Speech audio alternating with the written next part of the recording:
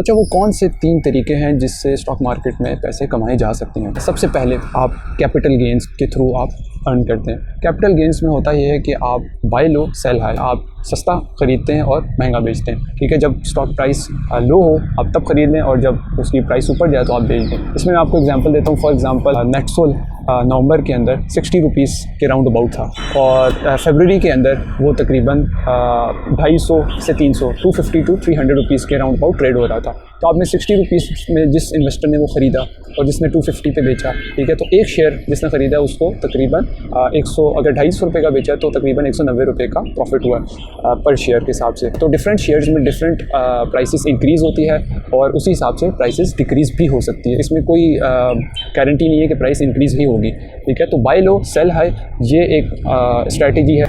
دوسرا جو طریقہ ہے وہ ہے شارٹ سیلنگ، ٹھیک ہے۔ شارٹ سیلنگ اسلامک پرنسپل سے دیکھا جائے تو منع کیا گیا ہے کافی جگہوں پہ، ٹھیک ہے۔ تو وہ اپنے آپ جو بھی آپ کے اسلامک ایکسپرٹس ہیں، آپ جن کو فالو کرتے ہیں، ان سے کائنڈلی اس کے اوپر گائیڈنس لے لیے گا۔ تو دوسرا طریقہ شارٹ سیلنگ کا ہے، اس بالکل اپوزٹ ہے، ٹھیک ہے، جو ہم نے پہلے ڈسکس کیا۔ اس میں یہ ہوتا ہے کہ آپ سیل ہائی بائی لو، ٹھیک ہے۔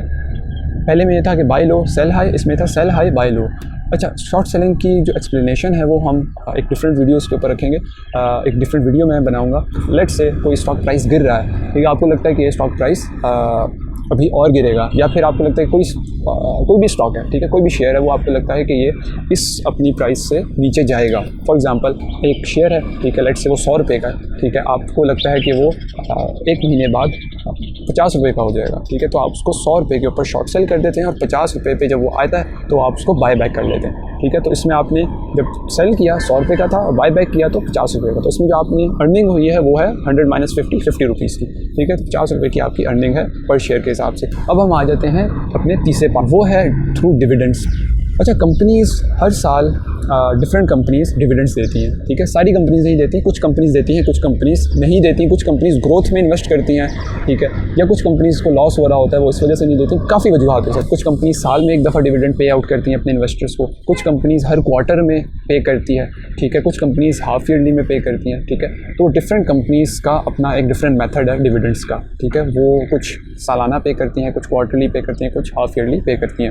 تو یہ ایک تیسرا طریقہ ہے اسٹاک مارکیٹ میں۔ Thank you very much for watching, اور لائک اور کمنٹ ضرور کریے گا، مجھے اپنی قیمتی رائے ضرور آگاہ کریے گا، اور سبسکرائب کرنا مت بھولیے گا۔ تھینک یو ویری مچ، انشاءاللہ ملتے ہیں نیکسٹ ویڈیو میں۔